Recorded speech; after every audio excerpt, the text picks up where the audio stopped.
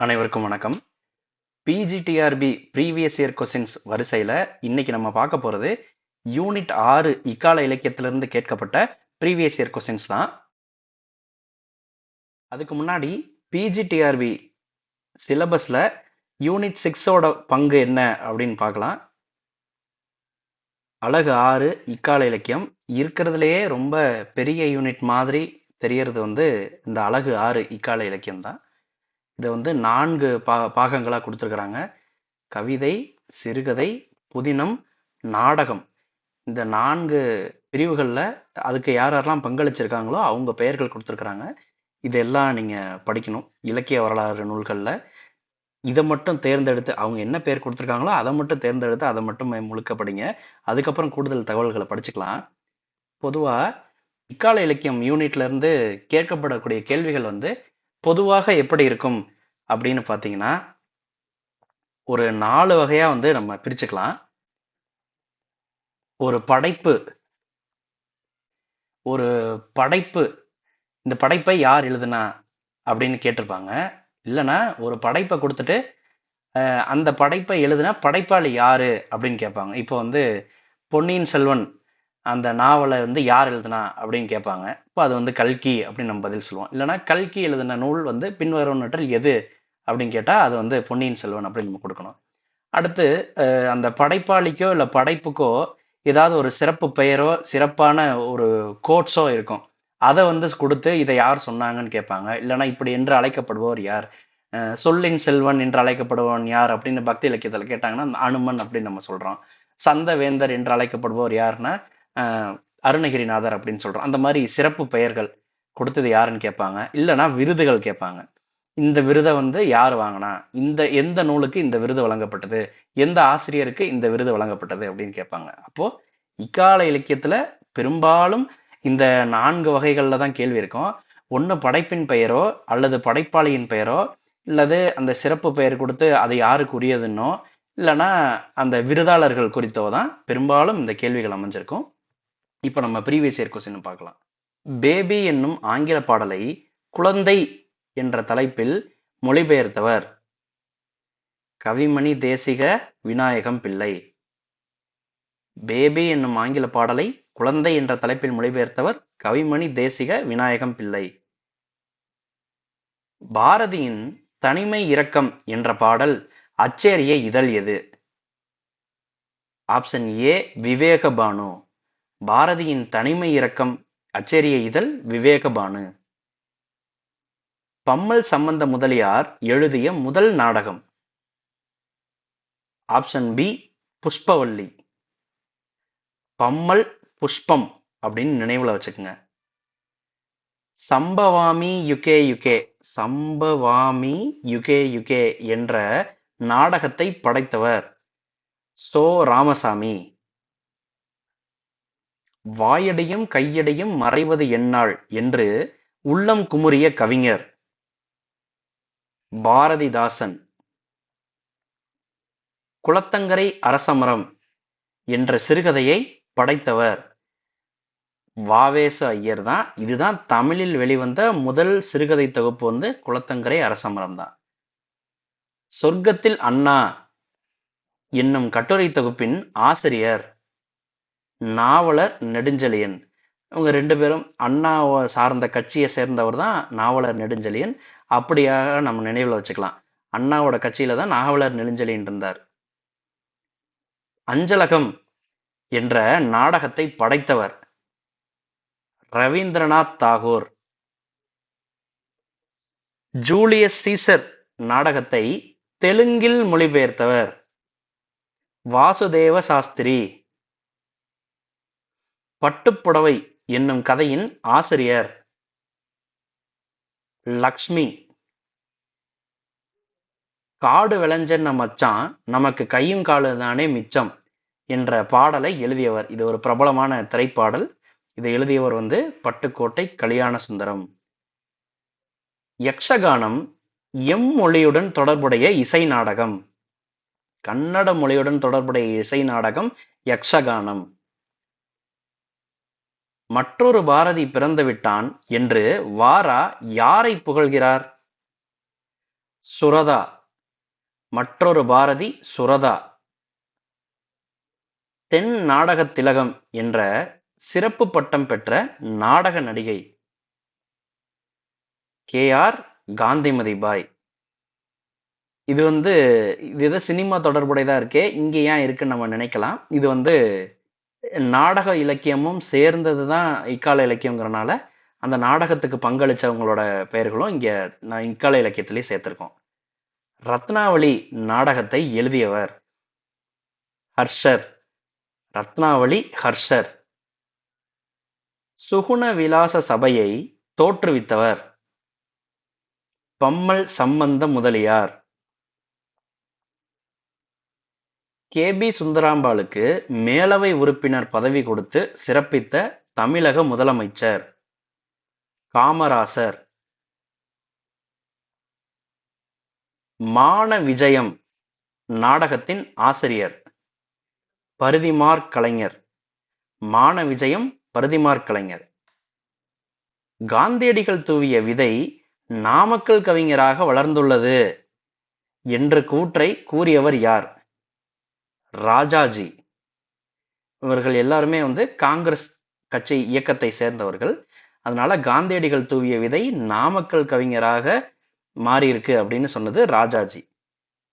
சுகுண சுந்தரி என்ற நாவலை எழுதியவர் மாயூரம் வேதநாயகம் பிள்ளை. இவர்தான் தமிழின் முதல் நாவலான பிரதாப முதலியார் சரித்திரத்தை எழுதியவர்.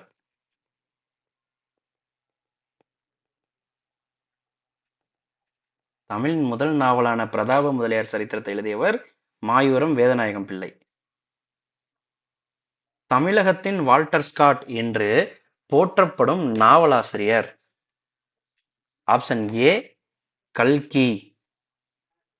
மூவாவின் நாவல்களுள் சாகித்ய அகாதமி விருது பெற்றது எது?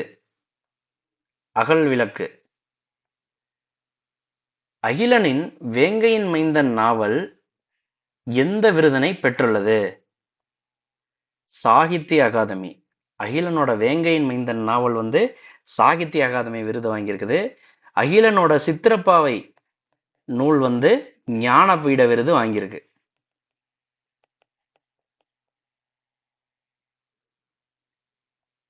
PGTRB 2013 question.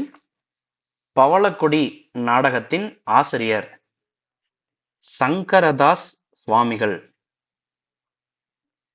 தமிழ் நாடகத்தின் தந்தை என்று போற்றப்படுபவர் பம்மல் சம்பந்த முதலியார். சிட்டுக்குருவி எனது பலகணியின் வழியே வரின் யான் என்னை மறந்து சிட்டாகவே மாறிவிடுகிறேன் என்று கூறிய கவிஞர் கீட்ஸ். சிட்டுக்குருவி கீச் கீச்சுன்னு கத்தும் அப்படின்னு நினைவுல வச்சுக்கோங்க. தமிழ் உரைநடையின் தந்தை என்று போற்றப்படுபவர் வீரமாமுனிவர். தமிழ் நாடகத்தின் தந்தை என்று போற்றப்படுபவர் பம்மல் சம்பந்த முதலியார். தமிழ் உரைநடையின் தந்தை என்று போற்றப்படுபவர் வீரமாமுனிவர். இந்த மாதிரி எல்லாத்துக்கும் தோற்றுவாய் ஒருத்தங்க இருப்பாங்க. அவங்கள தந்தை அப்படின்னு குறிப்பிட்ட வழக்கம் இருக்கு. ஒருவேளை மாயூரம் வேதநாயகம் பிள்ளைய தமிழ் நாவல் உலகின் தந்தை அப்படின்னு கூட சொல்லலாம். ஆனா அப்படி எதுவும் இல்லை. அப்படி சொன்னாங்கன்னா அதனால நம்ம எல்லாத்தையும் எதை முதல்ல ஒருத்தர் முன்னெடுத்து கொண்டு போனாரோ அதெல்லாம் நம்ம தனியா தொகுத்து வச்சுக்கலாம். இந்த மாதிரி தந்தை அப்படின்னு குறிப்பிடுற எல்லாத்தையும் நம்ம குறிப்பிட்டு எடுத்து வச்சுக்கணும். பாரதியாரின் சின்ன சங்கரன் கதை என்னும் நூல் கதை கவிதை வரலாற்று களஞ்சியம் என்று யாருடைய நாட்குறிப்பை குறிப்பிடுவர்? ஆனந்தரங்கம் பிள்ளையோட நாட்குறிப்பை தான் வரலாற்று களஞ்சியம் அப்படின்னு சொல்றாங்க. 18ஆம் நூற்றாண்டுல பிரெஞ்சு அரசாங்கத்தை பத்தின பல தகவல்கள் அவரோட அன்றாட நாட்குறிப்பிலேயே அவர் இதெல்லாம் குறிப்பிட்டு வந்திருக்கிறாரு. அது ஒரு வரலாற்று பொக்கிஷமா கருதப்படுது. வரலாற்று களஞ்சியம் என்று யாருடைய நாட்குறிப்பை குறிப்பிடுவர்? ஆனந்தரங்கம் பிள்ளை. காட்டு வாத்து தொகுப்பை வெளியிட்ட பதிப்பகம் எழுத்து. சொற்களை சிறந்த முறையில் வைப்பதே வசனம், சிறந்த சொற்களை சிறந்த முறையில் வைப்பதே கவிதை என்று கூறியவர் கோலரிட்ஜ். இது பழைய 10th புத்தகத்தில் இருக்கிறது. ஒவ்வொரு சொல்லையும் சுண்டி பார்த்து ஓசை நயம் செவ்வனே உள்ளதா என்று ஆராய்ந்து பயன்படுத்தும் கதையாசிரியர் கல்கி. பெரும்பாலும் அதை கவிஞர்கள் தான் செய்வாங்க. ஆனா வந்து நாவலாசிரியரா இருக்க கல்கி இதை பண்ணியிருக்காரு. நிஜ நாடக இயக்கம் நிகழ்த்திய நவீன நாடகம் பலியாடுகள். ஞானபீட விருது பெற்ற புதினம் சித்திரப்பாவை. தமிழ்ல 2 பேரு தான் ஞானபீட விருது வாங்கியிருக்கிறாங்க. ஒன்னு அகிலன், இன்னொன்னு வந்து ஜெயகாந்தன். அகிலன் வந்து சித்திரப்பாவை நூலுக்கு வாங்கினாரு. ஜெயகாந்தன் வந்து அவரோட இலக்கிய பங்களிப்புக்கு ஒட்டுமொத்தமா சேர்த்து ஞானபீட விருது வாங்கியிருக்காரு. வாசே குழந்தைசாமியின் சாகித்ய அகாதமி விருது பெற்ற திறனாய்வு நூல் வாழும் வள்ளுவம். வாழும் வள்ளுவம் வாசே குழந்தைசாமி அப்படின்னு நினைவுல வச்சுக்கோங்க. ஏறு தழுவுதலை கதைக்களமாக கொண்ட புதினம். ஏறு தழுவுதல், ஏறு எங்க தழுவுவாங்க? வாடிவாசல்ல போய் தான் தழுவுவாங்க இல்லையா? அது தொடர்பான டைட்டிலே தான் இதுல வச்சிருக்காங்க. வாடிவாசல் ஏறு தழுவுதல். இதோட ஆசிரியர் வந்து சி சு செல்லப்பா. குடும்பத்தேர் கதையின் ஆசிரியர் மௌனி.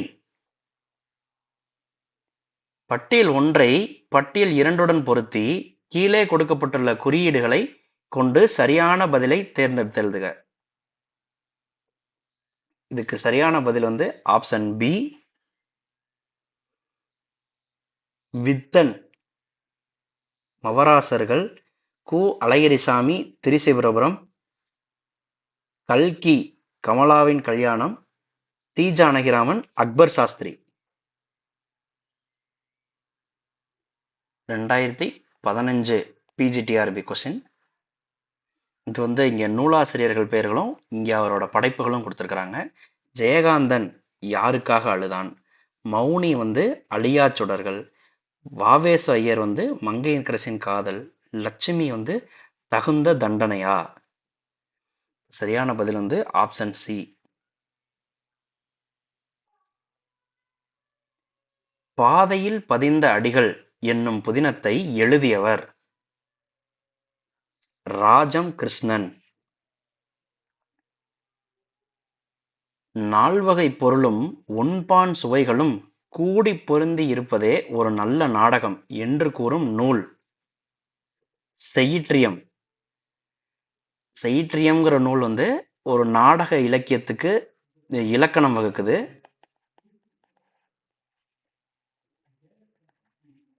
இது குறித்து பின்னாடியும் ஒரு வினா வருது. ஆனந்தன் என்னும் பாத்திரம் இடம்பெற்றுள்ள நாடகம் வேலைக்காரி. அண்ணா எழுதின வேலைக்காரி நாடகத்துல ஆனந்தன் அப்படிங்கிற ஒரு கேரக்டர் வருது. வேலைக்காரி வந்து திரைப்படமாகவும் ரிலீஸ் ஆயிருக்கு.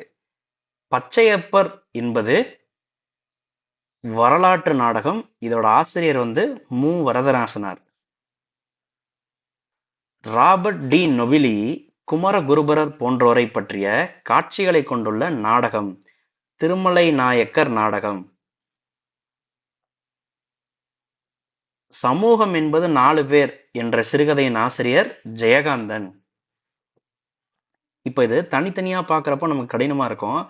ஒரு நூலாசிரியரை எடுத்துக்கிட்டு அவரோட மொத்த படைப்புகளையும் எழுதி மனப்பாடம் பண்ணி சில ஷார்ட்கட்ஸை வச்சு மெமரைஸ் பண்ணிக்கிட்டோம்னா இது நமக்கு ரொம்ப ஈஸியாவே இருக்கும்.